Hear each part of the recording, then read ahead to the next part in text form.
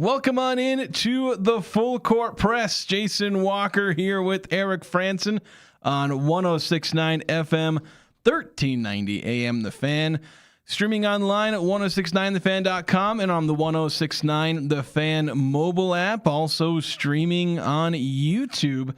The Fan KLGN is the channel where you can find our YouTube streams, the video streams, if you weren't content with just listening to us.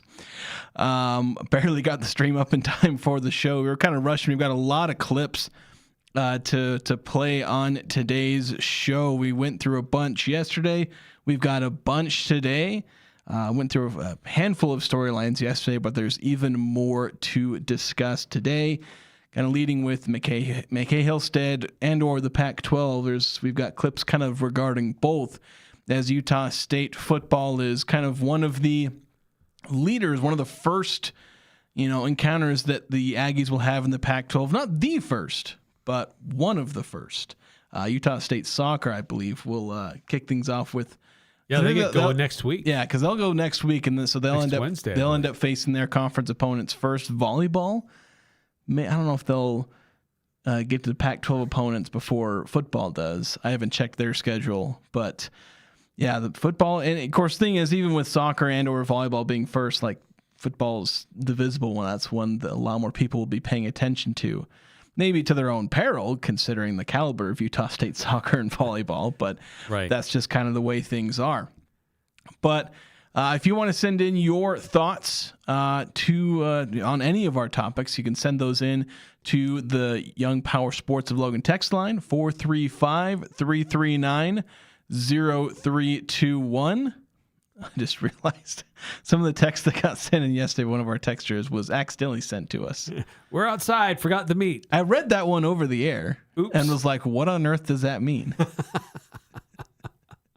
And it was not meant to be sent to us. On real quick, 8566, who said they just listened to the second hour podcast from yesterday about the animosity between the conferences, saying, I'm curious if you heard about teams making the Pac-12 logo their own. The Mountain West let us put school colors on, which we've looked cool to see. It's always looked cool to see all the team renditions. So far, I've only seen the white logo for the Pac-12. I believe when they initially released the logo, the new logo, basically the teams could sub in their own color because it's their primary colors. The primary color for the Pac-12 logo is black, and there's kind of a white outline to it.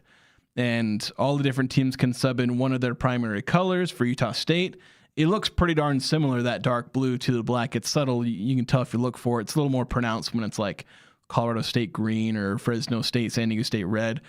So there's that version of it. It isn't as cool as what the Mountain West was kind of able to do, where you could get primary and secondary colors in the Mountain West logo. With the Pac-12 logo, it's just your one primary color. I guess you could do the secondary color in place of the kind of white outline. Or whichever one fits better as an accent color. But they kind of have done that a little bit. I don't know if that's what's going to show up on the field. I did look at the Pac-12 logo on the Utah State field. I didn't really check to see if it was blue or if it was that primary black color. Well, and did you see how they're changing the court for basketball? I did. I was told. I hadn't seen anything, but I was told about what they're doing with the court. So, yeah, Utah State Athletics released an image of the basketball court. Oh, did they? Yeah. And Utah State on the sideline and the end lines, right? Big U State logo in the middle, Stu Morrill Court, the Pac-12 logo in the key, and then like cow prints to fill out the rest of the key. Cow print? No, they're not putting a cow print in there. That's what they released. They're just painting it blue. And then at the bottom it says, "This is not real. Love, admin." They are painting the key, though, from what I've heard. They're planning on painting the key. Oh. But not cow print. The image they released today, about less than an hour ago, has cow prints in the key. Yeah, I think they're planning on painting the key, unless plans change. But yeah, so the court will obviously be different. But yeah, I don't know if they're going to incorporate team colors in the Pac-12 logo that's on the court. I think court or field. I think they probably should. And each team very easily could. Yeah. But yeah, that is part of it. So I guess let's keep talking. Since we got on the Pac-12, let's keep on that topic. And there are a few different thoughts that were put forward by the people in the press conferences we heard from Cam Walker, Bronco Mendenhall, and McCae Hillstead in that order. Each of them were asked about the Pac-12 to some degree or the other. I thought it was interesting hearing Bronco Mendenhall, and this was a video that I put out on social media, anticipating it would maybe get a little bit of attention just because, I don't know, it's about as close Bronco Mendenhall got to offering kind of a really quotable moment, because he talked about the Pac-12 teams maybe wanting to be in the Pac-12 but got left behind. And really just talking about, because he was asked about how going to the Pac-12 elevates the program. And he latched on to that word elevate at the start of his quote there. So let's get to that clip as long as I can properly line it up on the back end here. That's always the challenge here. And got to make sure all the spots on the board are correct. Yeah, I love the word elevation because this is a step forward, and the spots to be included in the Pac-12 are coveted. The teams that were left behind didn't feel great about being left behind, right? The Pac-12 was viewed as a step up. It was viewed as an opportunity to grow programs. It was viewed as, man, in the changing landscape, a step forward. And yeah, we're part of that. So I think it's fantastic for Utah State. I think it's amazing for Cache Valley. Love the opportunity for our players, but also in the current landscape necessary if we want to be relevant, which we do. Man, this is one of the very first things we need to do. Yeah. So basically saying like, hey, you want to, like, teams want to be in the Pac-12 and didn't get there, and saying it's a step up. I mean, obviously that's the kind of thing to, I mean, the teams in the Mountain West that are trying to act like they're better off without the teams that left for the Pac-12. But of course, for the Pac-12, like, that's kind of the line that, hey, it's a step up. We're trying to move forward. Voicing that out loud is kind of a hot take right now, but yeah. like literally, that's why these teams did it, and that's it's why they were left. excited. It's viewed as a step forward, why would you up. move if it wasn't for an increase or a better opportunity? Yeah, but being willing to put that out there, especially the part where it's like, oh, the teams that got left behind, they weren't happy about it, and so it's Bronco Mendenhall is like fundamentally incapable of offering spicy quotes and takes, but that's about as close as I think he could get, and not necessarily intentionally there. He's just speaking what he believes is true. Yeah, and there's some discussion too about it's a new era for the Pac-12. It's a new era for Utah State, and coming into this new league, is there added pressure to and plant your flag early and kind of set the tone for where you want things to be? And he doesn't really pay attention to that. He just wants to win. No matter what conference he's in, no matter what team he's coaching, he just wants to win. It's not something I think about. Going into my 20th year being a head coach, I don't. It just seems like one giant season that has felt the same. And I like to win. I like to maximize potential. I like just amazing young people trying as hard as they can. I like playing in December, which happens pretty much every year. I like success, and I like great young people. And all those things I expect to happen again, and no one wants it more than me. There isn't. It's not possible. And so that's just 20 years of wanting the same thing. And I want that even more now than ever. And I think our players know that. And, I appreciated the back end of that answer, because leading into the press conference, I was wrestling with how to ask, what are his priorities? And not really in that way, but how important is winning to Bronco Mendenhall? Because we hear a lot about culture and team building and building young men and setting a tone and learning and growing. And I really appreciate a lot of that. But at the end of the day, coaches and players are judged by wins and losses. As unfortunate as that is, that's how success is determined with any sport. Yeah, and wins many, and losses. Yeah, and many times people will try and like attach character and morality. Like if you're a winning coach, you're like a better person. That's not always made a direct connection, but like you get features written about you. Oh, this guy's so amazing because he wins and he knows how to, coach young men and all that. Follow what he's doing. But Bronco, like he made it clear there, like he wants to win. Winning is important to him, and as long as he's been in coaching, and that's something he still wants to do, whether it's the first year in the Pac-12 or the last year in the Mountain West or his second year at Virginia or whatever. He wants to win wherever he's at. This isn't a guy who's just content to building young men and developing good team bonding and things like that. Like the vehicle that he uses to build guys up is sports, but he knows the value of winning football games. Yeah. And he wants to win football games. So I think that was made pretty clear there for me. And I'm glad that I didn't have to try to find a way to ask a question that may come off a bit offensive. Like, do you find winning interesting, or is that important to you? I mean, that's not how I would have asked it, but I was trying to figure out a way to get to that answer that he already provided. So I didn't even have to ask it. Well, I think it's kind of a worthwhile. It's hard to like ask someone up front, and you start getting to maybe psychoanalyze people because you look at coaches, and every single coach will always talk about, oh, this is about building up young men. And there is that aspect of sport. It's one of the kind of mythologies we have around sports, that it's this great vehicle for teaching character. And that is true to a degree. But when you're getting to this level where there's so much money attached to it and so much fame and pride, that you get people who say all that and you don't believe it for a second.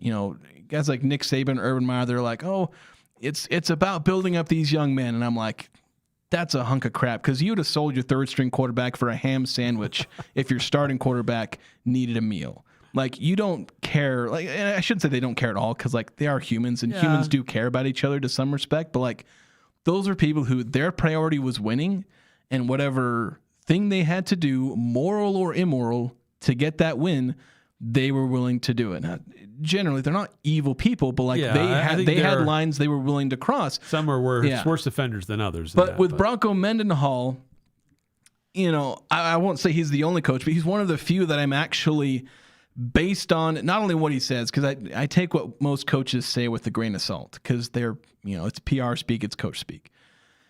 But based on everything I've heard from all sources, people who have a bias toward Utah State, people who have no reason to talk positively about Utah State, they all speak glowingly of Bronco as a person. People will unbidden, like if you ask, oh, is Bronco Mendenhall a good coach? Is so-and-so a good coach? Oh, yeah, they're fantastic. And they'll say all the world about them. You ask an opposing coach about Bronco Mendenhall. Oh, he's a great person and he's a great coach. But there's a difference between when people will bring that up unbidden versus when you just ask them straight about it. Because when they bring it up without you asking about it, it means that's a thought they already had, that they were individually thinking about a person, and it comes to the forefront because that is their impression of that person. And we see this all the time with Bronco Mendenhall. Yeah. So even though like you can question, like, does this guy actually care about winning? Because he almost never is talking about football in a lot of these press conferences. If you ask him about football, he'll get talking about it, but to him it's always about young men. He takes the football team on a handcart trip over the summer as a team building exercise. Like it all is just kind of weird. It's peculiar, you might say. I don't know if I'd say weird, but it's different. Yeah, it's different than the norm. I would say that it's weird. Like a lot of what Bronco does and a lot of things he do are kind of weird, but it all serves a purpose for him. One, building up young men, but two, he is actually trying to win football games. He just does it in a different and, again, sometimes weird way. He has his methods. They're different. He is actually almost more committed to building up young men than he is winning, but he is still committed to winning. Because if he didn't like football, if he didn't like winning, he wouldn't be doing this. He would have quit at Virginia after going 2-10. He would. There are other ways to be involved with molding young people. Yeah. And counseling or horse programs or, whatever. There are a lot of other ways that he can be involved with influencing young people than being a coach for a football team. And when he left, 'cause he thought at one point, okay, maybe I just don't have the drive anymore. He came back because he realized, I actually kind of like this, and it's better than, people talk how much he loves horses and all those other things. Like, he likes horses more than he likes football. Well, he got to go spend all of his time with horses for a couple of years, and he was like, well, this kind of sucks. I want to go coach football again. So, I Bronco is definitely committed to winning. It just looks weird where he actually has the interests of his players, like off the field, on equal footing with his desire to win. Where there's a lot of coaches who, again, they'll sell out any player, any person. Maybe not, that's a little harsh, but there are lines that they're willing to cross and things they're willing to prioritize. They'll prioritize that below winning. They'll hush up a scandal. They'll do anything to get those wins, even if it means going against what they'll say outwardly. Yeah. So, and when I said that last thing, I was not talking about any specific coach. That is a general thing that applies to a lot of coaches. So he's. Is it the Pac-12? And yes, it's a league that he's happy for Utah State to be a part of, but he doesn't really care that much about what the league looks like so much as does it provide a good competition that's going to push my guys to want them to compete at their best. Yeah, he's happy to be. I want to win. I want to help them win. Yeah, he's happy to be in the Pac-12 because that's the league that's going to help his guys. Yeah. So that's something that he wants to see, and so he's excited for that. And I mean, one interesting thing was we asked him about Pac-12 being all the games being on national television. This is, I believe, the first time in program history that Utah State will have every single one of their games on national television. 11 currently known. The flex game is unknown, but that's going to be on national TV up somewhere. Yeah. So that was another thing where Bronco keyed in on that as something that's not necessarily the most important thing in the world, but it helps elevate the program. Yeah, but it's nice. Yeah, it's everything we wanted by moving to the Pac-12 relevance, right? The games matter. People are tuning in. Access is greater. When in the world has, every game been maybe nationally televised at Utah State? And that's exactly what the vision has been, is to qualify for, battle for, and then become a program that everyone wants to watch. And I'm lucky because I get to lead a program during that era and at that time. Our players too, they sense that. And who doesn't want to feel important? Who doesn't want to have higher stakes to play for? Little kids are always looking to play up, right? Play with their older brothers, etc. Then you move to that stage, and there's a great feeling about that. And then you're looking for the next move. And so, yeah, we'll be doing it while the world is watching, which is just what we'd hope for. And an interesting thing about being on national television is McCae Hillstead was asked about that as well. There are a lot of factors that lead into why he comes back to Utah State, and he was kind of prompted in this respect, but it was something that he talked about as being a factor and a plus for coming back to Utah State. I think it was a massive plus when I was being recruited by Utah State in the portal. I think that entering a new conference it's a great challenge for a group of guys, and it's also something that is within my goals. Obviously, I want to, I want to expose myself to hard things and expose myself to opportunities that are original, and I think that this being the first year in the Pac-12, I get a great opportunity to do that. And then as a group, I think we all have the opportunity to show what Utah State's made of and show how we've developed. And yeah, I think, like I said, I think it's a great opportunity for exposure, and it's a great opportunity for us as a group. Yeah, great opportunity for exposure. You want to perform. That's an athlete's usually their number one priority is to perform, but the bells and whistles of being able to do so in front of, essentially an unlimited audience with basically everyone has these channels, not locked behind a paid streaming service or hidden in obscurity on a Facebook broadcast that Utah State used to be on, or just a local Utah channel. Yeah, available only here in the state. Yeah. Yeah, great great opportunity for these players to be showcased and to illustrate what they can do on the field. We heard from McCae. We'll get into a little bit more about McCae, the QB1 for Utah State. What did Bronco Mendenhall have to say about him? What did Robert Anae have to say about him? What's McCae saying about his return? Like, how is he different? He was here before, but he's not the same guy. And interesting to hear from him on that. We'll get into a lot more of that coming up here on the Full Court Press.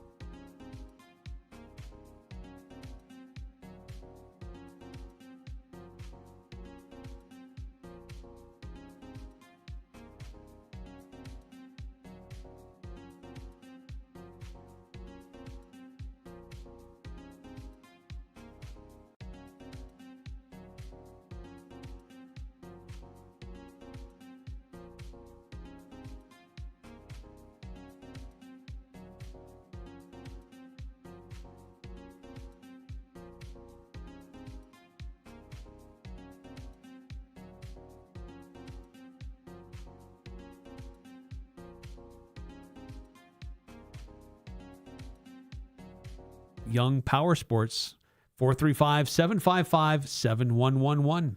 Just realized we weren't playing on the YouTube stream. I hadn't pulled it back from commercial yet. So you get a cold opening. We're just talking about Young Power Sports. And if you want to, they sponsor our text line, 435-339-0321. We actually had a text 1818 asking if we'll post our video feed to our Spotify page. I didn't know you could do that. Yeah, I did not know that you could do that. So I'm going to have to look into that now and see what we've been looking at, maybe multi-streaming aside from just YouTube. Yeah, I have no clue that was a thing. Yeah. So We're over the air on the FM, over the air on AM. We stream on our website and on our app. We're also video streaming on YouTube. Yeah, so it's audio streaming like, half dozen different places, but the video stream as of right now is available just on YouTube. Just a little easy plug and play, basically, with streaming on YouTube. So we were talking about how we're going to get to McCae Hillstead, but first we need to get to the next reveal on our top 25 Aggies of 2026. Today's reveal is a quarterback, but it's actually not McCae Hillstead.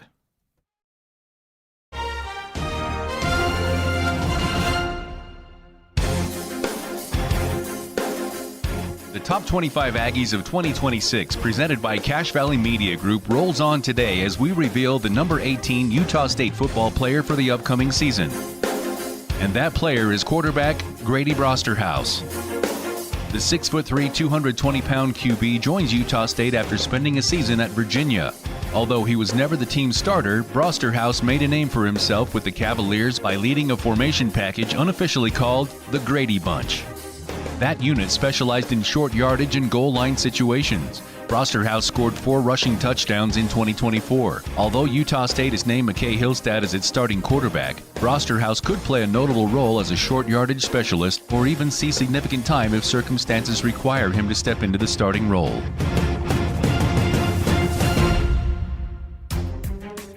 Yes, the leader of the Grady Bunch, Grady Brosterhouse. He had 4 rushing touchdowns in 2024. He missed 2025 due to injury, likely would have reprised that role he had in 24.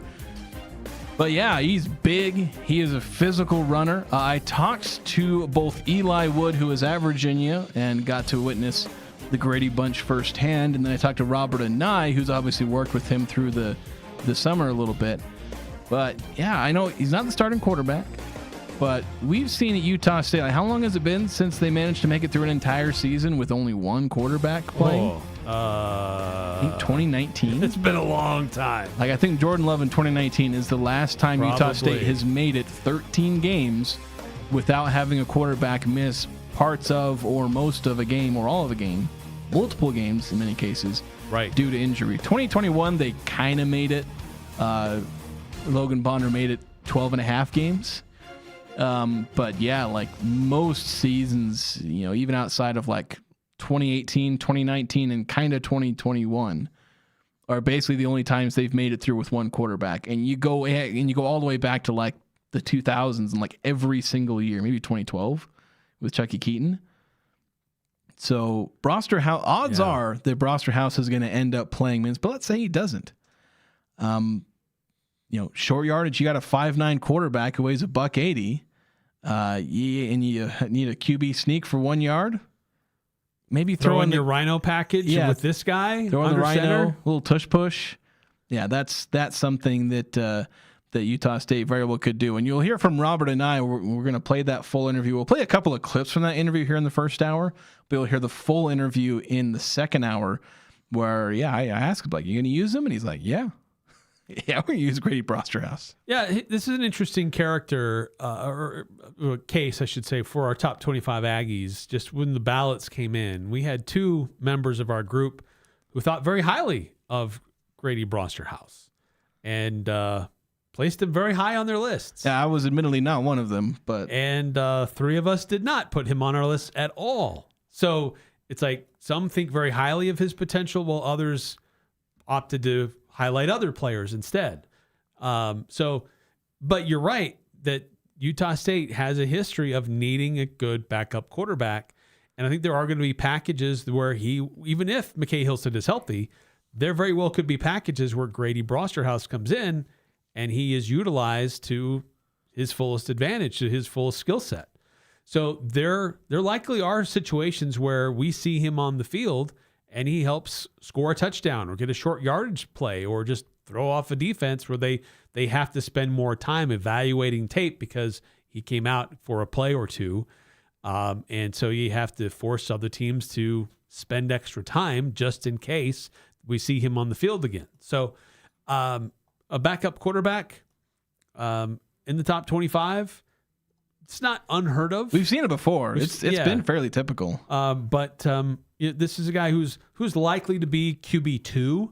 Now, we've seen most of the other quarterbacks. We haven't seen Brady Goodman because he just showed up this week. So he's the true freshman out of Arizona. And he's one that I'm really interested to see in practice and see how well he looks. But it's pretty clear that this coaching staff is going with experience right now. And it's not just that, but they also feel like these guys give them the best chance to win. Yeah, I think because like right now, I'm not 100% sure that Grady actually definitively is the backup. I'd probably lean toward him, mainly because of the experience. But like, say it's week 10, it's entirely possible that Caleb Maryland could surpass Broster House by then. I think then, yeah, because that's a guy who has all of the talent, but needs the experience to supplement that to be ready. Like, because we saw that with McCae Hillstead. He had the talent as a true freshman. He was a little rough around the edges. In Caleb Maryland, Caleb, he pretty much did. But I want to talk about so that's number 19 on our top 25, or number 18, excuse me, on the top 25 Aggies. But we're talking about McCae Hillstead, maybe the durability thing. I asked Robert and Anae about that. Can McCae Hillstead, he's 5'9", 5'10", 185 pounds of what he's listed at. Can he be durable? But Robert and I, drawing on his lengthy experience as an offensive coordinator, and he believes McCae can be durable because there's maybe a little bit more to it than I've been giving him credit for, which has more, there's more to it than just the size of the player in terms of, remaining durable for an entire season. Having done this a while, I've noticed with quarterbacks, the guys that are durable are kids that can protect themselves in really tight and really fast situations. So I do believe McCae has that quality. Moving around and all of a sudden everything's collapsing. Get low and get forward. Some kids don't have that. So when it starts to get the squeeze, they're running through there with high knees going straight up and down. And those are the kids that they're not gonna last. So I think it's a combination. He has that skill set, athleticism to protect himself. He's got that. He's got a very strong body. He works relentless in the strength and conditioning. So I do believe he's got what it takes to go 12 weeks and to produce great football throughout, especially at the end when we're making that run for the conference. That's when you want your quarterback to be at his best, right at that finishing stretch. Yeah, that's an interesting observation about what does the quarterback do when that pressure ultimately arrives? Like, how does he act? Does he protect himself properly? And what does he do in that moment, in that situation? And it looks like from his observation, McCae knows how to do that properly now to protect himself, to give himself more opportunities to stay on the field to help his team. Yeah, and this is something that I should have known better in this case, because I've seen it when following the NFL. And you could maybe even draw comparisons to some recent Utah State quarterbacks, but like you look at, Tom Brady. What happened every time he was about to get sacked? He curls up and Goes takes into a ball, yeah. Yeah, and it's like, oh, he's not, Ben Roethlisberger who's like shaking off tacklers, or Cam Newton where these 6'5", 280-pound defensive ends will bounce off of him. Look, how long did Cam Newton play? How kind of jacked up was Ben Roethlisberger late in his career? Yeah. And how long did Tom Brady play? 6'4". I mean, he managed to bulk up eventually and take care of his body, but like he wasn't this big, bulky. I mean, he is an athlete. He's bigger than the average human being, but like, in terms of size, he did not have this massive size compared to the NFL 350-pound lineman falling on top of him. But you got to know how to take a hit. Yeah, he knew how to take a hit. When you learn how to ski, one of the first things they teach you before going down the hill is they teach you how to fall down. Because if you don't learn that skill, and it is a skill, if you don't learn that skill from the very beginning, you pick up speed fast on a hill, and you can hurt yourself really bad. So it's a similar thing with the quarterback position. Like, they need to know how to take a hit properly. You need to know how to fall down. Because if you don't, if you try to keep pressing, that's where the worst injuries can take place. when you're trying to press through or get out of a situation. Now, some guys can effectively, shed a tackler and extend the play, and we all applaud that. We think, oh, that's amazing, that's awesome.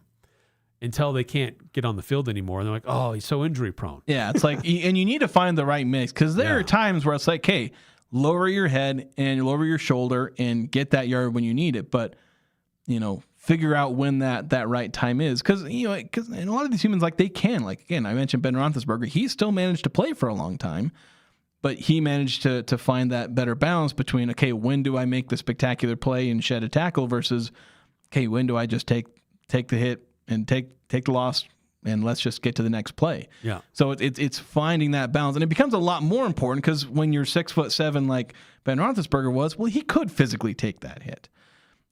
McCae Hillstead can't, so it becomes even more important for a guy like McCae Hillstead or Micah Alejado, like Bryson Barnes. He was 6 foot 210. Like, he could take more hits, but it did add up by the end. It all accumulates. Yeah, and it accumulated to the point where he wasn't as effective late in the season, and then got knocked out of a game. Logan Bonner, again, he had a lot more bulk. Even he was only 6 foot 6'1", but he was listed like 220, 230. He could take a few more hits, but it added up until had a little more padding. Yeah, at the end of his career was just him not being as effective because he took so many hits that he just couldn't go anymore. Now, interesting segue into the next topic here is just how McCae likely will be used in the running game. We saw him when he was here before. He's a guy who can scramble. He's not just a pure pocket passer. He's somebody who can get out and be active and be part of the run game, whether it's designed or not. But we didn't. That's part of what led to some of his injuries. So I asked him. I kind of asked him, and he didn't quite. I probably asked too many things in the question, so I had to circle back to it again. Because you're asking about his role in maybe a run-heavy offense. Yeah, so I had to circle back. I want to be very specific about how he sees himself utilized in the running game. It's something that I take pride in, my ability as a quarterback to be a dual threat guy, and I think that Coach Anae is going to call quarterback runs when needed, and then also I'm going to use my legs to scramble and to extend plays. So it's hard to say exactly how incorporated I will be in the run. I'm sure I'll be just as involved as quarterbacks have been in Coach Anae's system in the past. Then as far as my body, when I played as a true freshman, it's a different speed. It's something that's you're not completely used to, and I think over the course of my college career, I've really developed a bigger frame, and my body just feels a lot better. I played in a couple games last year, and just getting hit my freshman season compared to last year, it's a completely different thing, and you just feel way different. I'm super confident in my body, and it's very stable, and I have really good balance, and I think it's going to be good. And I'll be honest, running is something. If you've been listening to the show, I've not been as high on McCae Hillstead's ability to run the ball. Just remembering what he did as a freshman, looking at his numbers.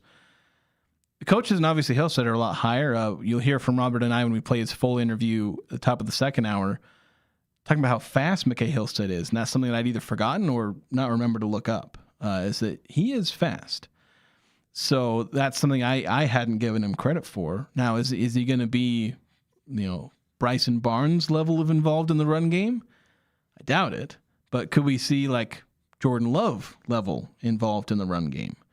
Or slightly more than, what Logan Bonner was, where Logan Bonner, that was like token pull it and run it. Yeah. And he still only managed to get 2 yards. But like Jordan Love, his was interesting because I think through the first 7 or 8 weeks of 2018, he might have had negative rush yardage, but he had 5 rushing touchdowns.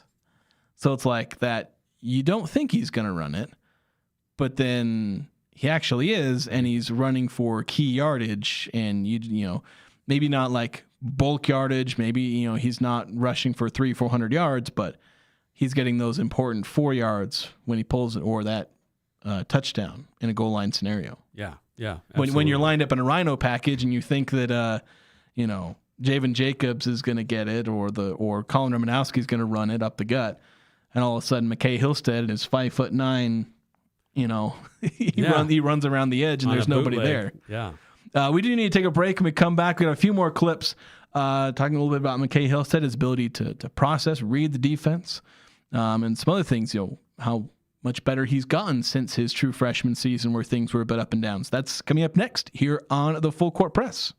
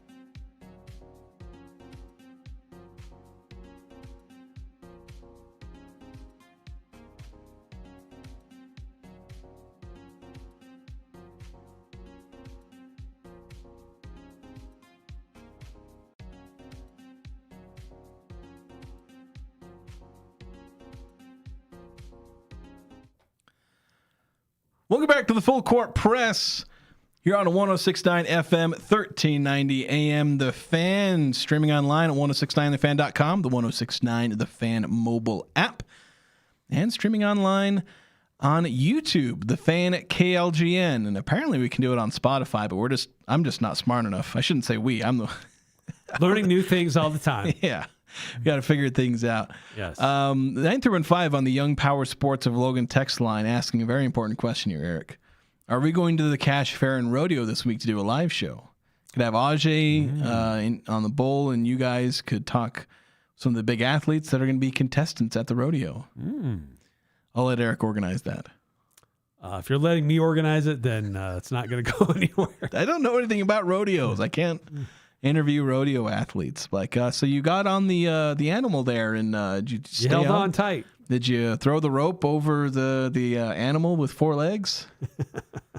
And unfortunately we weren't able. Those are athletes. Yeah, those are athletes that we do not give enough credit to. I don't want to discount their talent and ability. I'm just personally ignorant of it, because there are things of which I am personally ignorant of. Because I believe it or not, I'm not omniscient. I know it's probably a surprise to some of our listeners, but I am not omniscient. So things that I do have some personal knowledge of, that is McCae Hillstead, and what we're expecting from him this upcoming season. One thing that was interesting when talking to Robert Anae was where I'll let him say, we're just talking about what they're able to do, what they're able to implement with their offense. We're having a quarterback with a little bit more experience, and kind of how that's, they don't have any guardrails or anything like that, where maybe having a young quarterback, you may be a little bit limited. He processes the offensive complication at a very high level. So, sometimes you have to kind of really be deliberate in how you install and be very careful and robotic. With him, no.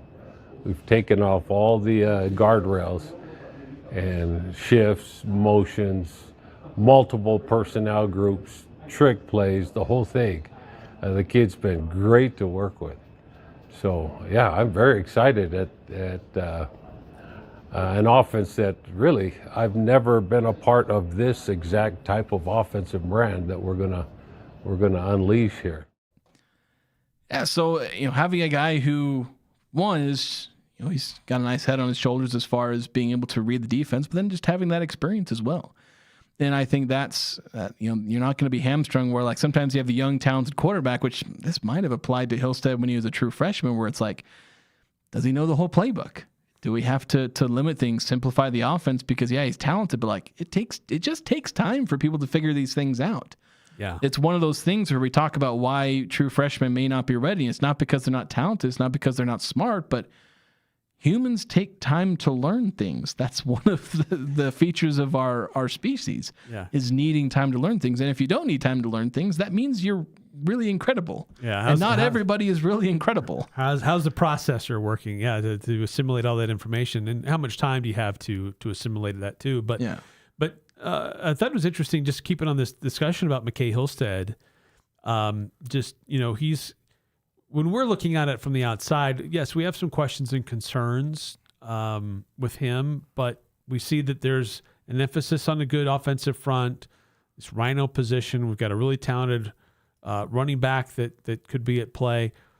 There's some questions about wide receiver though, but Hillstead believes that he's got a pretty good diverse skill set and a good variety of players and around him to help that offense really succeed and do well this season.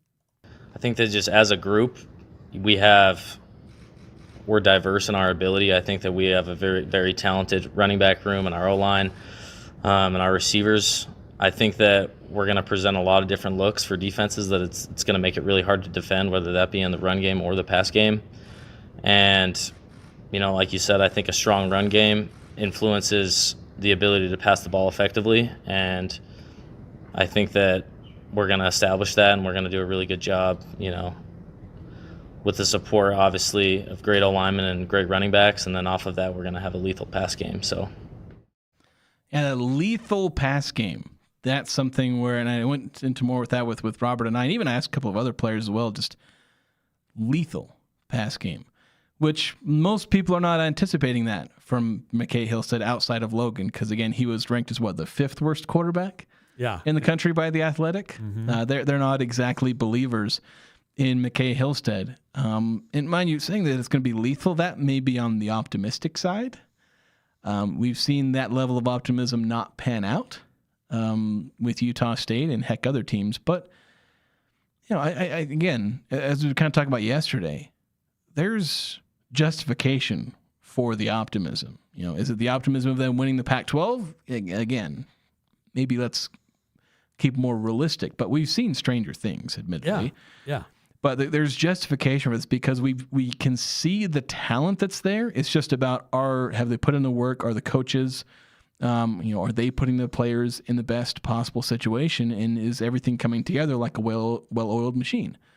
If it does, it's a lot like 2021 where they managed to put things together and a bunch of people that nobody thought were actually that good. Well, it turns out you had 3 NFL wide receivers, a professional level quarterback with Logan Bonner. I know it's not NFL professional, but, professional level quarterback, a high level defense. And it was put together with a bunch of guys who were no names. They had a high amount of returning production, but it was from a 2020 team that went 1-5. Yeah. Yeah. It was, the 2020 team was a good football team. It had some weird things going on in the locker room, COVID, coach was his heart in it. It can be debated. And then for 2021, you get a lot of those guys who they knew they were a good team. We knew the skill was there. They just needed a fresh vision, if you will, from a head coach, fresh voice, along with a few key transfers in. And that mix turned out to be something pretty special for Utah State. Yeah, and that may be what does the trick here for the Aggies in 2026. Yeah, we'll see. We do need to take a break. We'll come back. We'll wrap up the first hour before heading into the second hour here on the Full Court Press.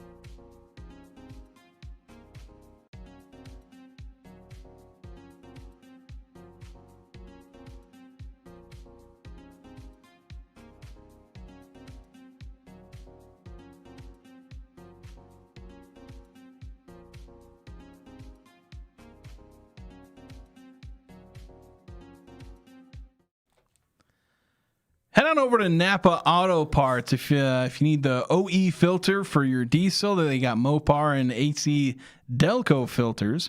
They're in stock. They got NGK, Schaefer's, Amsoil, Rotella, Dello, Valvoline, all in stock. You get all that and a whole lot more at Napa Auto Parts, one of our faithful sponsors of the Full Court Press. We've been talking Utah State football. We're going to wrap things up here in the first hour, talk a little bit of football with RSL.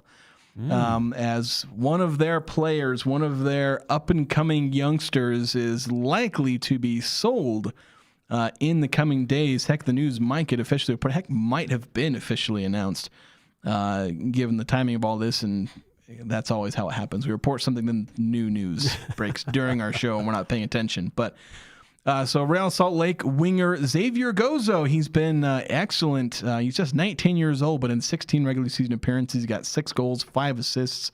There was some late talk about maybe he'd make the United States roster for the World Cup. That was, kind of pie in the sky type stuff, but like he's definitely projected to be on the next time World Cup, provided the Americans were able to make it. But and so it was kind of inevitable that Real Salt Lake was going to lose Gozo. And it appears that they are, the reports are that they are very close. They're in advanced talks to sell him to Crystal Palace of the English Premier League for a fee ranging around $15 million, which is a pretty penny for RSL to be like, if they get into the multiple millions, that's usually a nice, but for $15 million, that's enough money to basically find someone who can replace Xavier Gozo, who's obviously been excellent for RSL, made it to the MLS All-Star game this summer. But yeah, RSL. He's young. He's only 19 years old. He's homegrown. Yeah, that's an amazing thing. But really, for him to succeed at the highest level, he needs to go to Europe. Yeah, like everyone knew. Like everyone, RSL knew that's where he wanted to go. Xavier Gozo knew he wanted to go there. Like everyone, like in the end, RSL was largely working like to help him eventually go to Europe. Knowing like, hey, we're eventually going to sell you. You're going to go be great in Europe. We'll get a pretty penny and we'll find someone to replace you. Like I think everyone was, kind of united in wanting the best for Xavier Gozo. And in the end, it'll be great for the United States because you have a young up-and-coming prospect who can potentially be a great player. And heaven knows, United States needs more of those. Yes. They need guys who can actually play great at a high international level. And that's something with, Crystal Palace isn't one of the, greats of the Premier League, but they're in the Premier League. At least I think they're still in the, they haven't been relegated, have they? I am the wrong guy to ask that question. You don't know? You don't know if they've been relegated or not? I don't know. But, yeah, so we'll, but even then it's still high level English soccer. So, it's RSL's loss, and of course they're already currently looking at maybe a mid-season collapse as they usually do. They've lost, or they're winless in their last 3 league games. Yesterday they lost in penalties in their League's Cup. Is it League's Cup? It's some league. It's some tournament with league in it. Right. They lost. Which Gozo did not play in. By the way. Yeah, didn't play in. Probably because I think this news came out before that game even happened. But RSL lost in penalties in that one. So I don't know. They might need to find some. Of course, I don't know if the transfer window's open, but like RSL kind of struggling right now. They started off all right. They're one of the top teams in the West. Not the top team, but one of the top teams. And now after losing one of their key players, even though he's only 19 years old, it's like, I don't know, are they going to be able to keep going? Diego Luna can't do everything for you, and heaven knows RSL needs a better defense. Yeah. Like, goodness gracious, that defense is awful, especially on set pieces. Use the help. Use the finances to go get some good help. Yeah, that's the thing. Use that money that you got from this to go find yourself better players when that transfer window opens. So there's our token moment talking about soccer. Now Eric's going to bug me about talking about baseball. Since he let me talk about soccer on the show. Now we have to talk about baseball. There's a new front runner for the National League MVP. No, all right. Pete Crow Armstrong has now surpassed someone on Shohei Ohtani. Someone on the Cubs, or yes. So of course Eric would want to talk about that. We'll have plenty to talk about next hour here on the Full Court Press, including interviews with Robert Anae and Nick Howell here on the Full Court Press.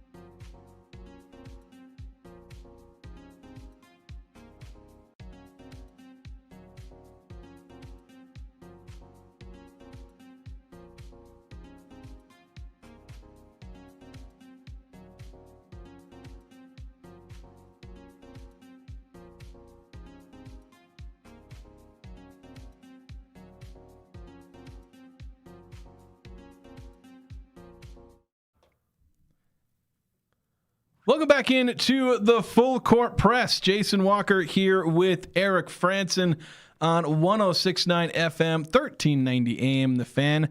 Streaming online at 1069thefan.com and on the 1069 The Fan mobile app. And streaming on YouTube. The Fan KLGN is the YouTube channel that you can find us on if you want to watch instead of just listen. If you want to send in any of your thoughts to the Young Power Sports of Logan text line, you can send those into 435-339-0321. We've got some interviews to play for this hour. We're going to hear from Robert Anae. I spent about 17 minutes talking to him. Eric did not come close to my high scores. He only spoke for about 7 minutes with defensive coordinator Nick Howell. They told me I had 10 minutes with each of my people. Oh, they didn't give me any time limit because I broke that with almost every one of mine. 3 of them, I was closer to 8 than 7, but I was trying to follow the rules. Eric's over here following the rules, and I'm like, I don't care. I'm going to talk with him until I feel like it. He's sitting in front of me. I'm going to keep him here as long as I want. Basically. Yes. Although 5338 saying or asking, did you get any interviews yesterday with the punter? I like me some good punting talk. Signed, Sanjay Albertson. No, we did not. No the players were punters chosen on site. for us. We did not. I know in years past they have they kind of let us pick anybody we want. Though this year, I don't really care. Like it almost works better because in years past we'd pick who we want to talk to, and we'd talk to like a wide receiver, running back, thinking they're going to be a good player, and it turns out they're like the 4th string running back or something. It's like, oh, that's kind of awkward. Yeah. So we talk to players who are maybe a little bit more likely to be key players in the rotation. Well, yeah, and they tried to find players at like each main position group who were available.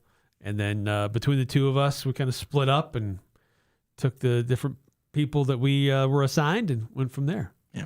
6391 saying, hey, Eric, at least the soccer you guys talked about is local and relevant. Yes. Unless you guys are talking about the Bees of the Pioneer League. You can't say that about baseball yet. And then saying also that intro definitely has the call-in line on it. Yeah. Yeah. I've been told it's supposed to be getting swapped out. It's supposed to be getting a new intro. Yeah, I had a new intro like partially made up, but not going to say any names, but Eric knows who he is. He hasn't, just kidding. It's not me. We so sometimes the communication isn't always the best in this communication company. So, or in reality, it's just priorities. Getting a new intro is kind of low on the priority list. Yes. Because it's one of the bells and whistles, and we got to make sure everything else is up and running and getting the building You want renovated. the station on the air, or do you want me to spend time on your new intro? Yeah, that's kind of the trade-off that we're often facing.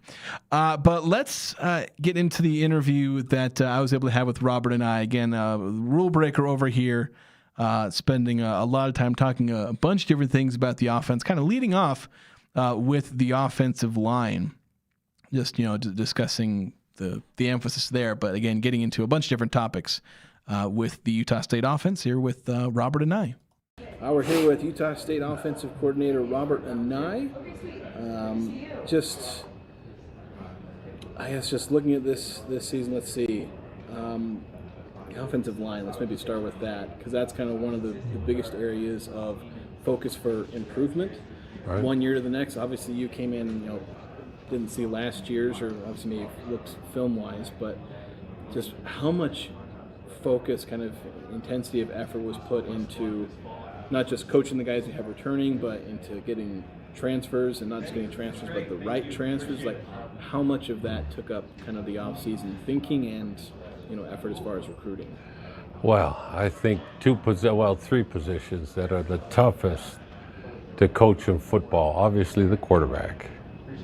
The next 2 are the offensive line and the defensive backfield, because anytime those groups are getting attacked more than they attack, and so those are the toughest ones. And usually, if it's tough, it takes a while to develop.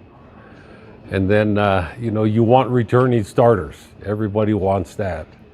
So, dang, we got a couple of returning starters back. And we look forward to huge contributions by those kids. But at the same time, injuries have stumbled through us for spring ball, even with our return guys. And now we have new guys in the portal coming in, so we want to facilitate competitive greatness up front, because we want to be able to put our best foot forward. And we don't know really who they are just yet. We need August to sort that out. Spring, we were limited with numbers. And then, you don't practice really. You do workouts in June, July.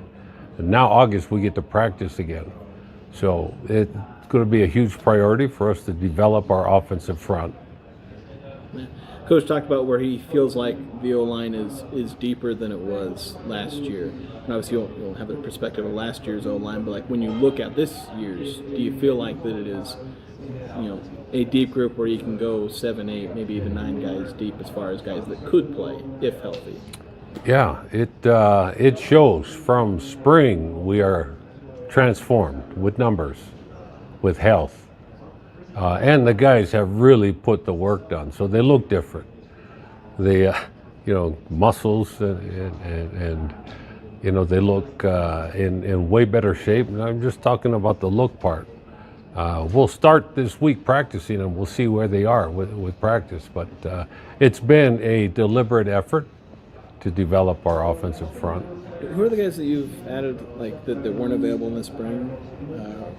Who are the particular guys that you've added that have come in since? Neesmith has come in. Lynch has come in. We had a couple of guys go out with injury, so we're hoping that they'll come back in again. I think the biggest plus is having George Miley out of the injury, part, and now back in full swing. So that's a big, and he kind of exemplifies, the mindset for your front that you'd like to have. So to have George back full swing is a huge plus for us. Just looking at the quarterback, one of the other positions that's kind of difficult. How do you feel like McCae has fit into that? Where he's had kind of a long journey from being an up and down true freshman to 2 years at BYU, now to here. Like, how do you feel like that experience is kind of maybe reflected in what you've seen of him in spring so far? I think McCae's journey has given him a chip on his shoulder. It feels like every day that kid has something to prove. There's a drive there, and it shows. It shows in how he reacts with his teammates, because July coaches aren't around. So, if you're going to get better with the quarterback and receiver group, it's got to be player-led. And I believe he's done a tremendous job in that regard. So I can hardly wait till we strap things on and get things going to see really how much improvement the guys have made over July. So McCae talked about how the passing attack specifically can be lethal. Assuming he's correct, and hopefully he's correct for you guys' sake, that'll be lethal. Like, what about the passing game do you feel like would make you lethal? Like, what things kind of feed into that potential for you guys? I think anytime you throw the ball, and it's kind of been my journey as a coach and been my journey as a player, I'm an offensive lineman. So, every really, really top-level quarterback in offense has had a group of 5 guys up front that are difference makers. They're not just participating in the game. They are actually determining the outcome by how they play. And so as we become, what was the word he used? Lethal? As we become lethal, that's got to start with protection. A quarterback's got to feel comfortable back there. And I do believe we have the makings of that. I think what McCae may be referring to right now is he loves his targets. I think that is playing out. And as soon as we get Demeek Starling back, my old player for Virginia, Demeek can go. And talk about a lethal guy down the field. And so can Rex Haynes. Those guys can flat out just go. And, I think that's what he's referred to. He's got guys that can go down the field. And we've got a bunch of really, really competitive, physical route runners with Eli Wood, and Aggies also a great route runner as well. So I think that's what McCae's referring to. And I want to ask about another pass catcher. The tight end is also the Rhino. Just kind of, how do you expect to utilize those? I mean, a lot of people, when we talk about utilizing tight ends, they're thinking about throwing to the tight end. But just how many different ways, can the tight end or Rhino, or just kind of what, maybe on top of that, what's the relationship between the tight end and the Rhino position? Right. Maybe how much overlap there is between them. Just kind of walk me through how kind of those two position groups will kind of be used in the offense, both in the run game and pass game. Well, not too many programs use that term. It's kind of a half fullback, half O-lineman, half tight end guy. So for lack of a better word, that is in a different category from a tight end. So implementing the Rhino in the offense gives us we're going to use our front to attack. When you have that release down the field only tight end guy, and you are always trying to design runs away from him, that's not an attack-oriented arrangement. So, yeah, there's room in the offense for both of those type of players, but one of those players right now has not dominated, because when you do have a real tight end that can do both, then, oh, yeah, great. All your traditional arrangements of offense is that way. All right, but if you don't have an NFL tight end, are you still going to be able to attack a front? Well, you got your Rhino guy. Now, we're not going to send him down the field, but he is there designed to attack the front. So, yeah, I think that including the Rhino in the offense here is if nothing more than to help our mindset. And in looking at the run game, you return Javen, you return Noah White, you add the I can never pronounce his name, the kid from Oklahoma State. Sessi. Yeah, Sessi. Just when you look at the running back room, how much do you feel like you can lean on those guys to be able to produce? And what do you see from Javen, where he's always kind of been like part of a running back rotation, but never like the lead guy. But it seems like he's gearing up to be that this season. Yeah, and shoot, you don't want to overlook the progress Nehemiah Washington's making as well. That group is wow, I don't even know how to say it. It may be the best overall group in the offense in terms of kids that are committed to the game, and their capability is very good. So, I don't know if we've got an NFL guy or not. I don't think that's for me to decide. I think what we do have are guys that are really all in and multiple skill sets. So you mentioned Javen. Yes, we're going to use Javen in the pass game for part of McCae's lethal deal. It's going to have Javen written all over it. And, Noah can get down the field as well. So utilizing a multiple skill set out of the running back room is part of what our offense is going to be. What have you seen in particular from Noah? Because he played as a true freshman last year, and it's a rare kid that's able to play as a true freshman at Utah State, where most of the kids are, guys that need a year or two to develop. He's a local product, came from Ridgeline. What have you seen from him that allowed him? He wasn't in a big role last year, but he was playing a role on offense and on special team. Just what has it kind of been about him that helped him, get out and running really early in his career relative to other players? Right. No, a lot of promising film, that last year's stuff. And we didn't get any work in the spring with him because he's been hurt.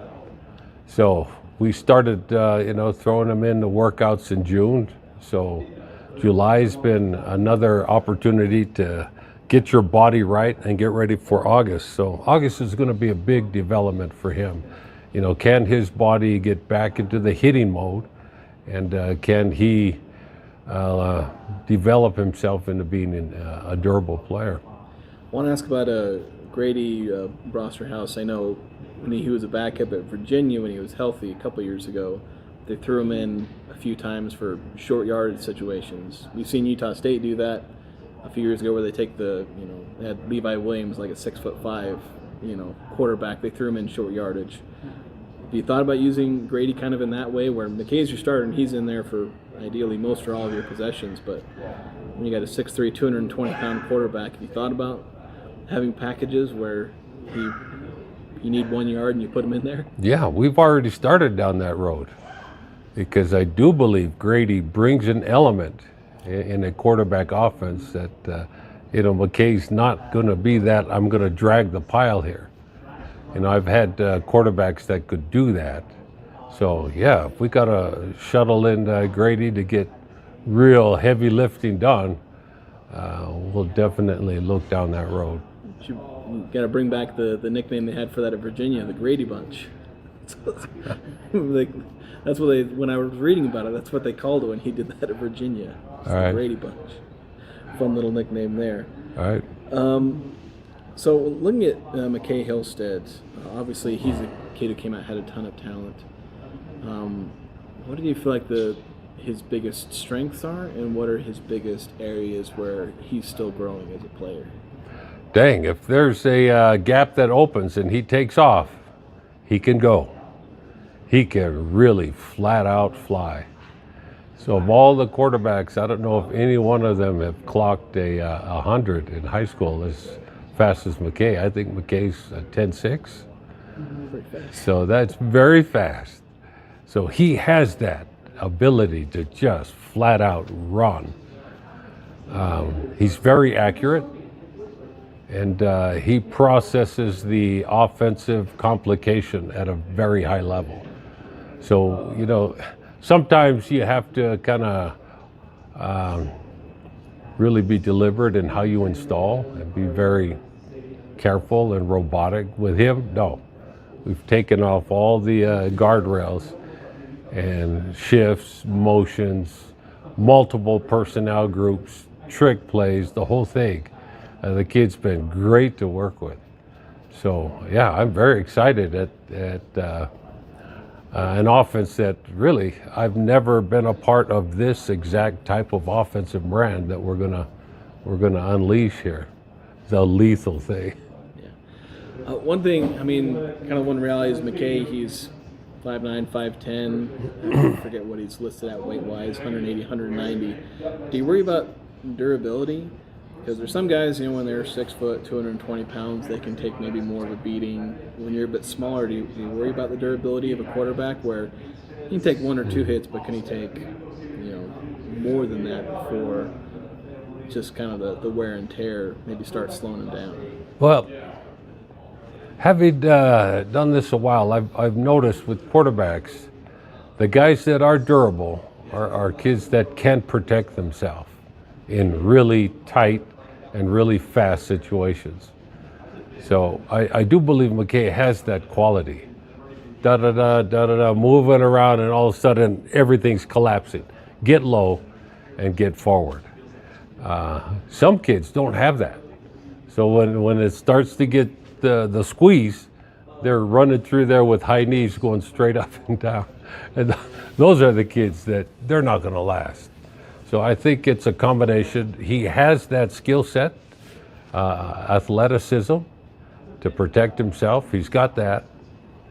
He's got a very strong body. He works relentless in the strength and conditioning. So I do believe he's got what it takes to go 12 weeks and to produce great football throughout, especially at the end when we're making that run for the conference. That's when you want your quarterback to be at his best, right at that finishing stretch. So, kind of last question here. I'll ask about one of the non-conference games going to Utah. That's a place a stadium you've coached in before, obviously in previous stops. Just what is it like, being part of this? This is a rivalry with Utah State and Utah, but also going back to Rice Eccles Stadium. That's something you're kind of looking forward to, going back to a stadium like that. Yeah, I admire the Utes for keeping the Aggies on the schedule. I don't know what happened. to the wagon wheel. You know, as a player, that's all I looked at was that wagon wheel in the locker room. And then, you know, I come here as a coach, and no longer do the in-state schools play each other. So I don't know what happened to that thing. But I do admire the Utes for keeping the Aggies on the schedule, and I do believe that makes for great in-state competition. I do. It's, you know, it's something the state has that we can build on and keep to ourselves. You know, you don't have to go find rivalries elsewhere. We have an opportunity in-state to play really good football. So to have our kids go down there and play in that environment, unbelievable. Because if we could hold court in a place like that, by the time we get to our opponents on the road, I believe the opportunity will give us a more battle-tested group. Thanks so much, Coach.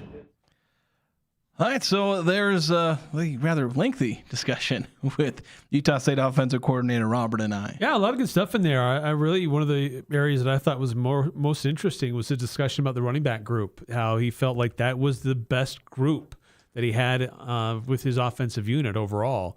There's some guys in there that we are not talking much about, not enough about. But he's excited about and how they can be used in the running game, but also in the passing game too. And I keep referring to this lethal offense with McCae Hillstead. And interesting discussion about the tight ends too. And maybe not really out there running routes, but certainly will be used to help the offense move forward. I felt kind of vindicated because I keep talking about how, like, hey, this is like the Aggies don't have NFL tight ends that are able to block and catch passes. They're usually dealing with one or the other. And so, as Robert and I said, you find the guy that you need who's able to attack the defense. And sometimes the guy who attacks the defense is the guy who's blocking, because you need blockers who can go out there and attack. It's not going to say they're never going to throw to the tight end, but the way they have this offense set up, like when you have a receiving running back, like bring the tight end, have him block, have the running back go out for a pass instead of trying to do it the other way where you have a running back who can't block and a tight end who maybe isn't great at catching. Maybe switch the roles. Yeah. And go with that instead. Yeah. We do need to take a break. We're a little overdue. We'll hear from Nick Howell, the conversation Eric had with Nick Howell, coming up next here on the Full Court Press.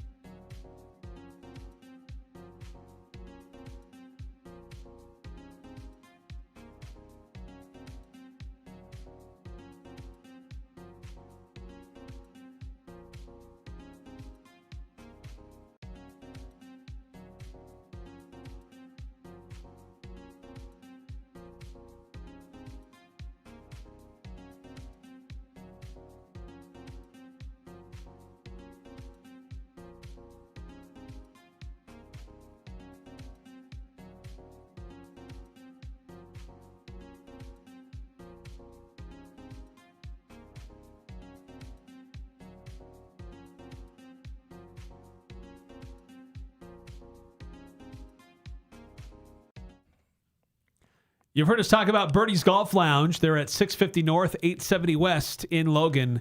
Great place to go to improve your golf game.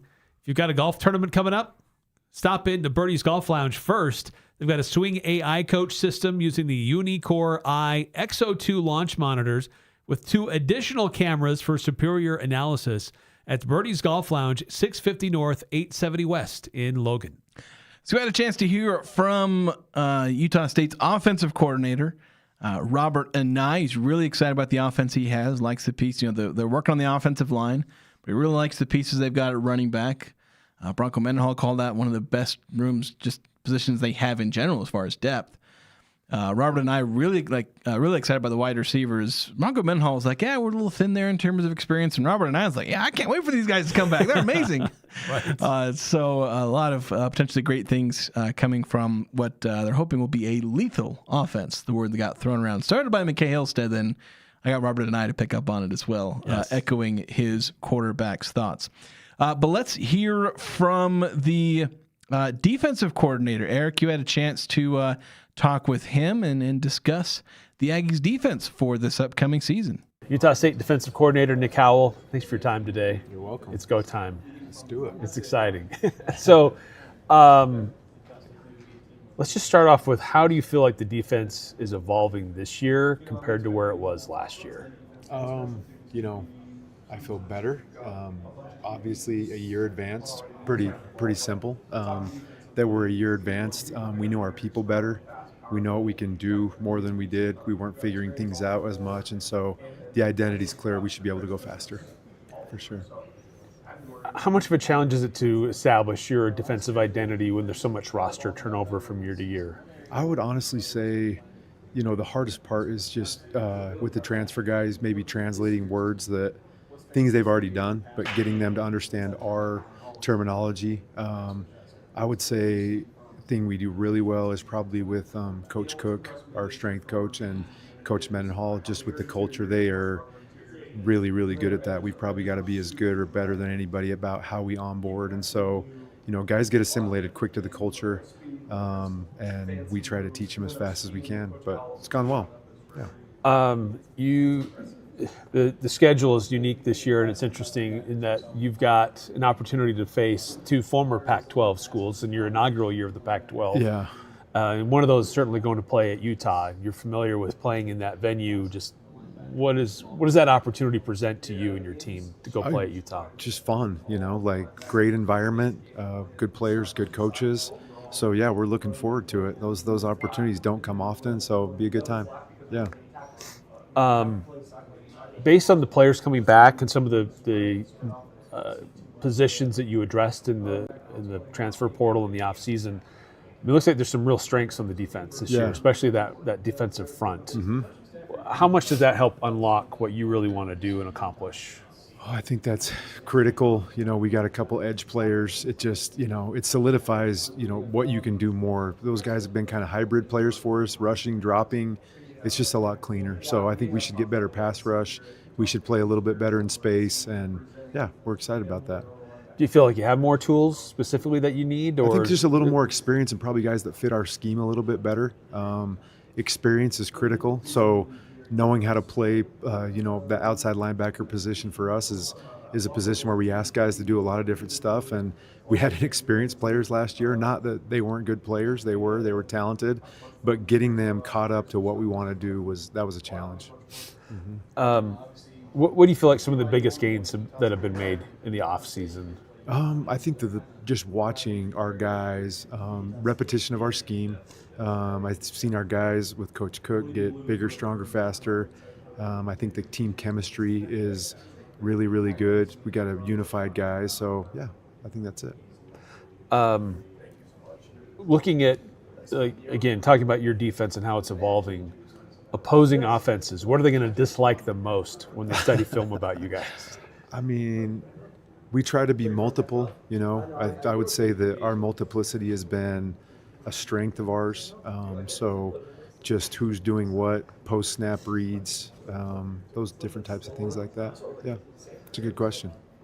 Kind of going back to kind of assembling the roster, because we don't really fully know how the team's going to look this year just yet, but in bringing in some of the guys that you did, a number of them have experience at bigger conferences, Power 4, if you will, experience. How much does that help you with what you're trying to develop with your roster here? As guys have that access to training or resources before, but then coming here and then kind of integrating with what you guys are trying to establish. So far in just watching spring, I think it's tremendous. I don't necessarily know, obviously the better teams and players you play against, the better you're going to get at football. But I mean, there's some guys that we've taken from FCS programs that have been coached well, trained well, all those different things. And so I think it really comes down to like what kind of experience did that kid have and where he was at. Experience being the key word. It's like if you've played, you're going to play faster, you're going to play better. And so that's what I've seen. Does that get overrated a little bit? Experience. Too much? Well, the P4 versus maybe some other places. No, I don't think so, because I think it's a higher level of football. I just don't want to disregard guys that are, coming from an FCS program or whatever, because some of those guys have been coached tremendously and they have a lot of experience as well. But, the P4 experience, it's the best football, in college. And so to say that that's not advantageous, it is. But they may have had a poor experience or been trained poorly or coached. And I'm not saying our guys have, but P4, I don't think it's you can overstate that. I think when guys have played at the highest level, it's been a good experience for them. Yeah. There was a preseason poll that came out, and I know these aren't really worth very much, but Utah State picked, tied for 6th. Do you see that as like a sign of disrespect, or people just don't really know this team, or does that even bother you? It doesn't bother me. It doesn't matter. So that's kind of the first I've heard of that, but of what you had mentioned. But yeah, the preseason stuff, it doesn't matter.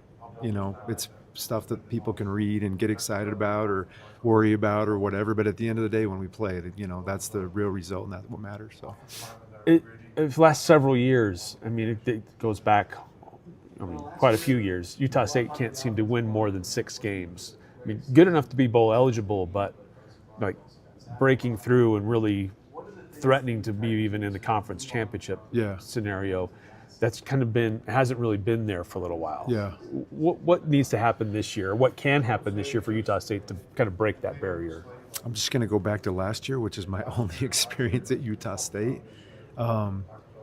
What you're saying is accurate in terms of we were, 6-6 or 6-7. Were we at the door knocking on the potential to be in a conference championship? I would say yes. So, if you look at the UNLV game, the Boise State game, those are games that could have went the other direction. 2 more wins potentially put you in that mix. And so what did we not do well there? We didn't finish out those games as a team. Just being complimentary on both sides of the ball, playing special teams. I worked with a guy that used to say, like, smart teams win. And so in those situations, we've got to be really, really smart. We've got to be able to execute our strategy.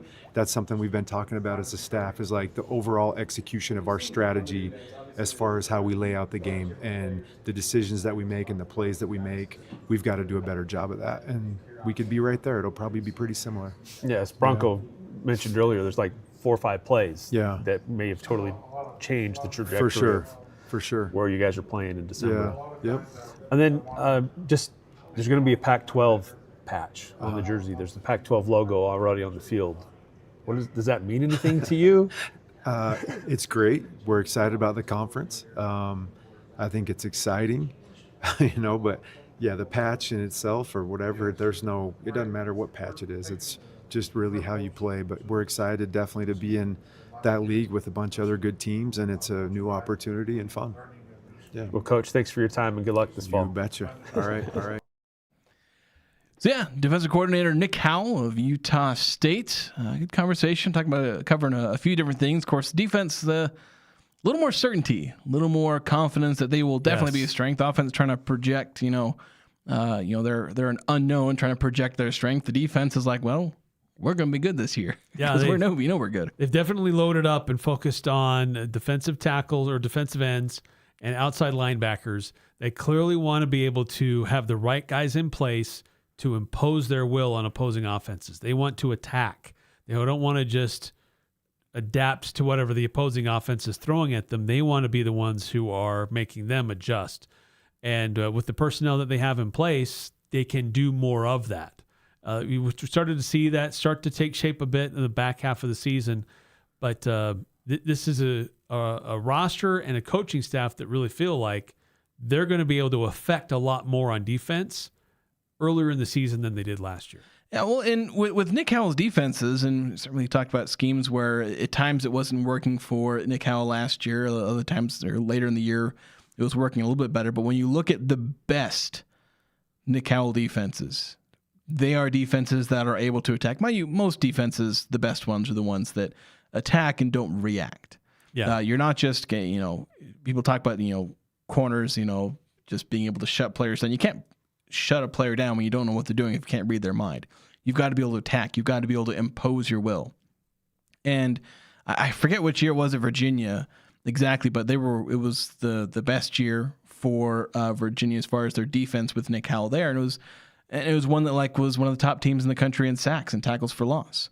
And the better seasons at BYU we had, they were ones where they were able to, create chaos in the backfield, tackles for loss or sacks, turnovers, things like that. And when he was struggling a little bit when he was coaching Virginia, and when he was struggling at Vanderbilt, where that just wasn't working out for him in that system, couldn't recruit the right guys, couldn't get the system working.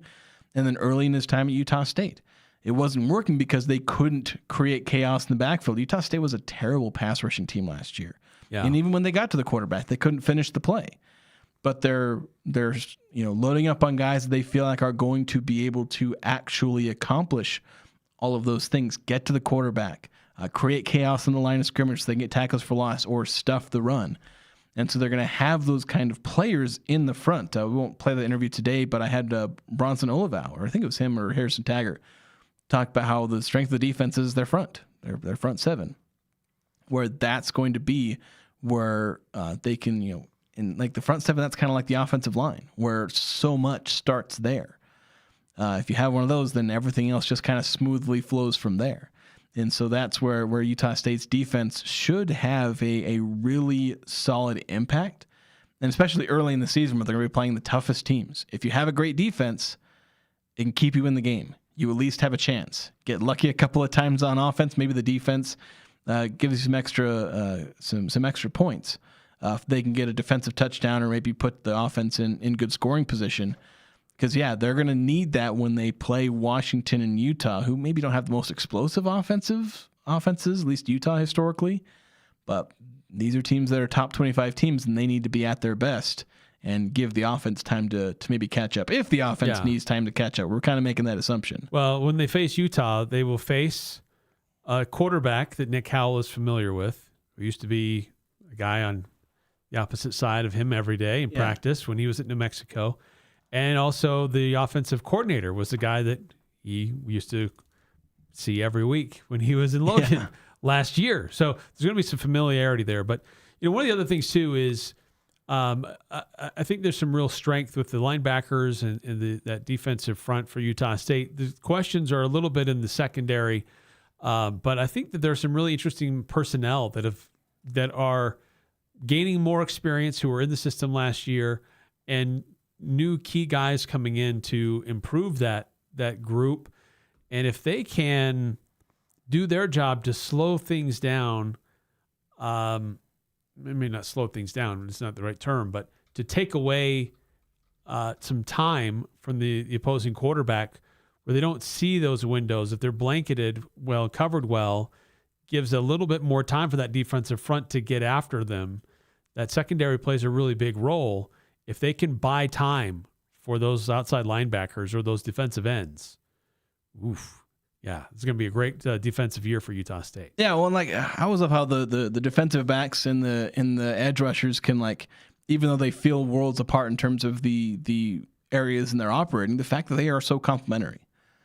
As you said, if the defensive backs can buy time for the edge rushers to get after the quarterback, that's always nice, but it's even better when the edge rushers make the corner's job easy. That's where Boise State last year, where their secondary was a bit of a weakness, but isn't that big of a weakness if the quarterback doesn't have time to throw to the wide receivers? Yeah, if the edge rushers are coming after him and speeding up the quarterback, and he's on the run and he has to go through his reads or just run for his life, then your job is in the secondary got a lot easier. Edge rushers will cause interceptions. They'll almost never have them, but they cause a lot of interceptions by speeding quarterbacks up, and they can make the cornerbacks look good. But obviously, you can get vice versa where there's a coverage sack. The edge rushers get a sack, but the defensive backs who just shut down 5 receivers for 8 seconds, they should maybe get a little bit of credit there. Yeah, and Bronco Mendenhall had mentioned this earlier, just he wants complementary football. And often when we hear that term, we think, oh, you run the ball as much as you throw the ball, and it's complementary of what you're doing on offense. And it's much broader than that.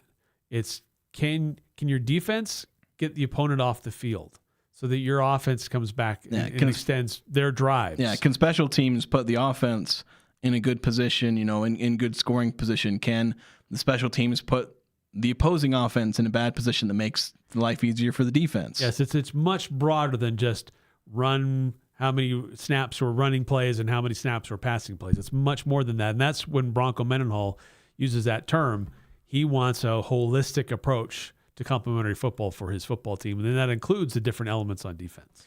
We got to take a break here on the Full Court Press. And when we come back, some breaking news that came out during while we were playing back one of those interviews in relation to Pac-12 basketball. We'll have that next here on the Full Court Press.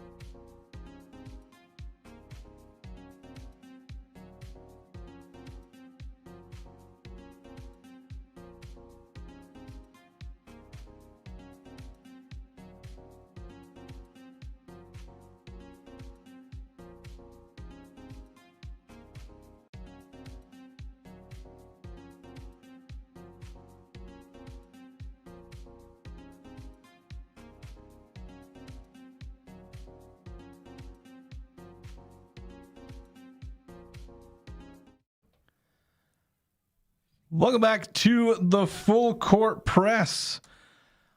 You're with Eric Frandsen and Jason Walker. Though he's Eric Frandsen, I'm Jason Walker. Not to be confused. Yeah, don't need to confuse us. Breaking news coming out while we were playing back some of those interviews. Oh, I shouldn't say breaking news because this news broke actually like 3 hours ago, which was before our show. So our minds were on prepping for our football breaking news to us. We saw it. We found it during the show. And maybe you haven't heard it, so it's news to you. Yeah, maybe you're like us and just aren't paying attention to the news, even though that's kind of our job. But there's a lot of talk about it's kind of more focused on basketball with this eligibility, these lawsuits, the 5 for 5 guys trying to get that extra fifth year. Well, which first happened in Ohio. Yeah, there's I believe Georgia. I think a few athletes, and there was a Georgia one where an injunction just came out today or maybe last night. But one of those players in connection with the Ohio ruling was a gentleman by the name of Javon Bennett, or Javon. I'm not sure which way you're supposed to pronounce it. Javon. He played at Dayton for the last 3 years, spent 1 year at Merrimack as a freshman, but he's spent the last 3 years at Dayton. Last year, he averaged 15, almost 16 points. It's 15.8 points. Then he averaged about 2 rebounds, 3 assists. He has committed to Gonzaga. Now, mind you, being connected with the Ohio ruling, he is able to be in the transfer portal. The kind of ubiquitous Colorado ruling, that one does not grant entry into the transfer portal if you hadn't already entered it, though there was, I believe, an emergency filing in the Colorado case to get that transfer portal thing because everyone was like, yay, we get an extra year. Wait a minute, I have to go back to the school I was at? Well, screw that. We gotta fix that. So as kind of everyone expected, that ruling may or may not change, though the judge, the fact that she specifically said, I'm not giving you the free transfer portal, she may or may not rule in favor of that. But we'll see. It's a changing landscape. But in Ohio situation, it did provide opportunities for these players to transfer. Yeah, so Javon Bennett is able to transfer to Gonzaga and has committed there.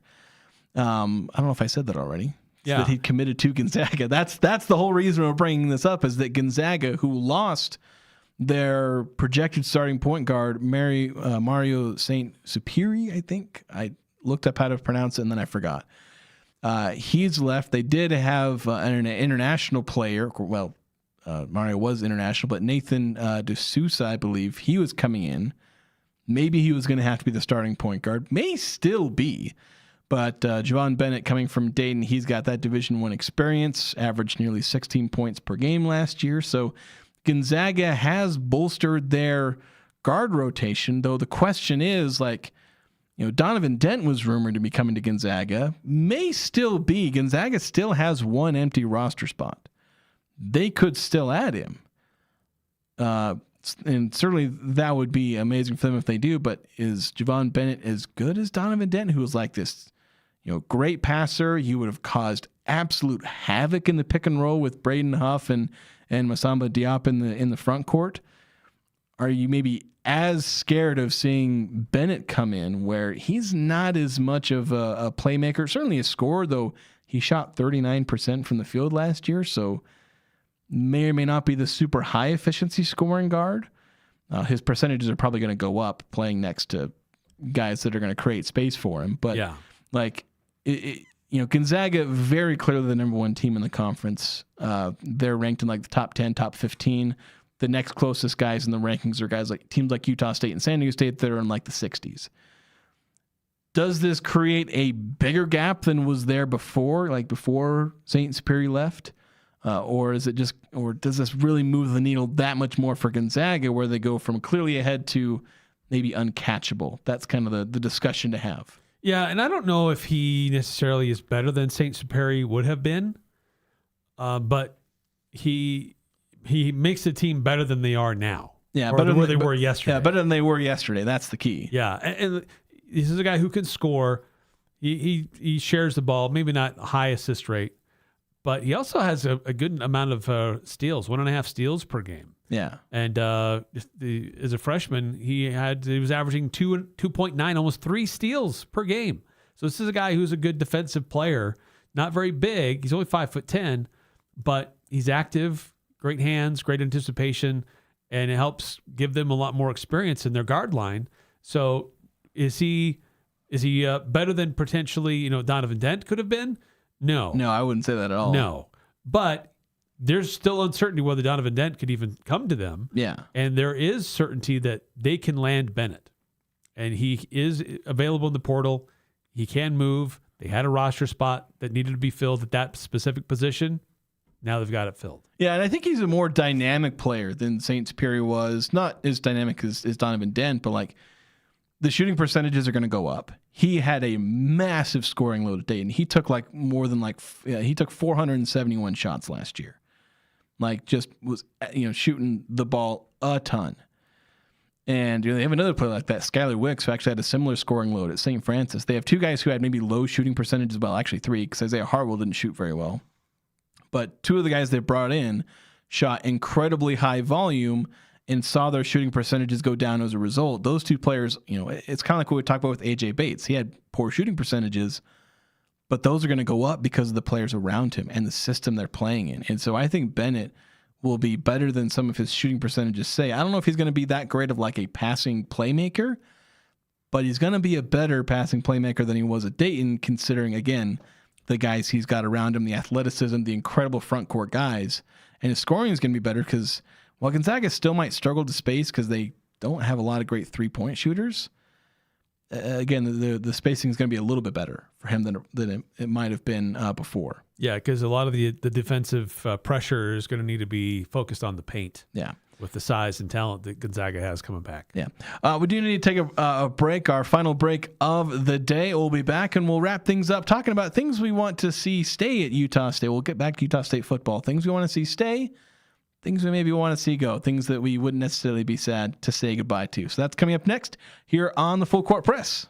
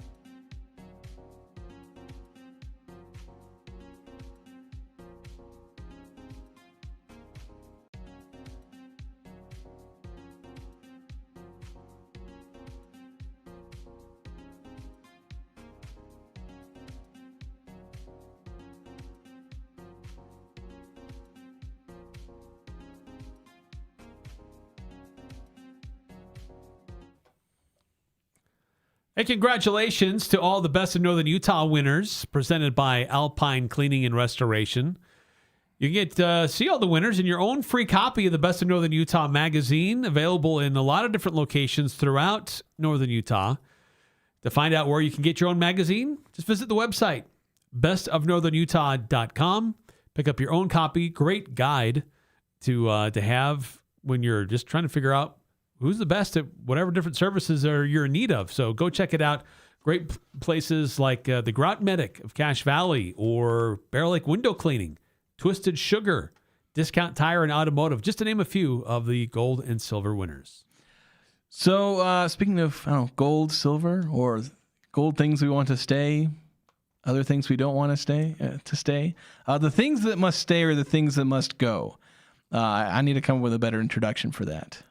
Yeah, we should come up with some like a formal intro. Yeah, well, we need to come up one for the hottest game show in sports radio. That's true. We haven't done it in a minute, hot take or not a take. No. But things that we'll basically go through things that we want to see stay and things we want to see go. We tend to have a theme with these, and we'll talk, since we've been talking Utah State football all day, things we want to see stay with Utah State football, and then things that we wouldn't be sorry to see leave. Eric, why don't we start with things we want to see stay? And you're up first. Things that must stay: the battle cattle helmets. Oh yes, at least once in a game, one game in the season. But I'd love to see it in a road game. I don't know if it's allowed to do specialty helmets on the road. I mean, Oregon does a specialty helmet every game they play. Yeah, I don't think NCAA has the same restrictions the NFL does that makes it difficult for them to have multiple helmets. But I think that could be fun to see the battle cattle helmets on the road. But that needs to be a permanent, regular thing we see at least once a year. I'm not kidding when I say that I think that should just be the permanent helmet for Utah State. I mean, Aggies, Agricultural College. Like it's immediately one of the most iconic helmets in all of college football. Yes. Everybody loves them. Yes. Everybody loves them except for losers. It's very unique. No one else is doing it. It's instantly identifiable. If you lean into it, say, this is our identity. It's who we are. Let's just embrace it. Yeah, it's really cool. Things that I'd like to see stay. We've seen a lot of really explosive offense from Utah State the last few years, and I want to see that stay. Last year it was a bit hit and miss. It was better earlier in the season, but I want to see explosive offense, big plays, and I think we're going to see that because Hillstead, he's got a better arm than really any of the quarterbacks the last few years. Cooper Lega or Bryson Barnes. And so he's going to be able to let it fly. And they've got some receivers who can run. Rex Haynes, Demick Starling, as Robert and I talking about, both those guys can get out and run. And I think there'll be some exciting big plays. And I'm looking forward to seeing that stay around for Utah State. Nice. Things that must go. A recommendation coming in on the Young Power Sports of Logan text line from 9315. Things that must go. A not full arena for football. Unfortunately, I think that's probably going to stick around for a while, just because and it's not necessarily a Utah State thing, but just kind of the nature of unless you're like the NFL or one of the massive, teams in the SEC or the Big Ten, like in-person attendance isn't always as realistic for a lot of programs, especially when you're in a valley that doesn't actually have that many people. Well, winning helps. It does. Transparency helps. Last year was a big problem with that. Bronco had all of his reasons, but that really hurt attendance. But early it was the worst season opening attendance in like 15 years. Yeah. For me, things that must go. Quarterbacks on their back. Utah State's got to do a better job of protecting quarterbacks. Quarterbacks that are running for their lives. That's got to go, especially with a quarterback who's not as big, doesn't have as much muscle mass. He's not going to be able to absorb those hits as well. I think they're trying to address some of that, but that's got to go. I mean, there's way too much of that last year. Just think of where Utah State could have been as a team, especially as an offense, if Bryson Barnes wasn't running for his life or constantly on the ground. Yeah, it's kind of frustrating there. Things that I'd like to see go, not being able to stop the run. Now, the Aggies got better at this later in the year, but for 2 or 3 years, we've seen Utah State be one of the worst run-stopping teams in the nation. And, getting diced up by opposing quarterbacks, you're going to see that because, everybody's got a good passing game these days. But when you can't stop the run either or at all, and you got teams that, can't run, that are running for 150, 200 yards on you, that's just pull your hair out type stuff. That's got to go. So that's what I'd like to see go for Utah State. It started to go late last year, so they're kind of on the right track there. But let's put that in the dirt. Let's make sure that doesn't come back. So that's it for things that must stay, things that must go for Utah State football. We'll try and do that, something like this on every Wednesday. And we'll also bring back the hottest game show in sports. That's right. We're also only a couple months away from bowl basketball or bogus. That's true. But that's going to do it for us today. Make sure to tune in tomorrow for more local sports talk here on The Fan.